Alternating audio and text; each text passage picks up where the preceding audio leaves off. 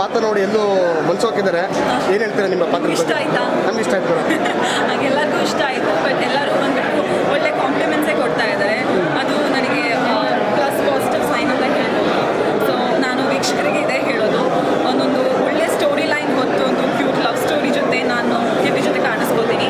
So ಹಾಗಾಗಿ ನಿಮ್ಗೆಲ್ಲರಿಗೂ ಇಷ್ಟ ಆಗುತ್ತೆ ಅಂತ ನಾನು ಭಾವಿಸ್ತೀನಿ. ಬಂದ್ಬಿಟ್ಟು ಥಿಯೇಟ್ರಲ್ಲಿ ಸಿನಿಮಾ ನೋಡಿ ಅಂತ ಕೇಳ್ತಾ ಇದ್ದೀನಿ. ಮೇಡಮ್, ನಿಮ್ಮ ಪಾತ್ರ ಈ ಥರ ಪಾತ್ರ ಅಂದರೆ ಯಾಕಂದ್ರೆ ಈ ಥರ ನಿಮ್ಮ ನಾವೇನು ಈ ತೆರೆ ಮೇಲೆ ಇದುವರೆಗೂ ನೋಡಿರ್ಲಿಲ್ಲ.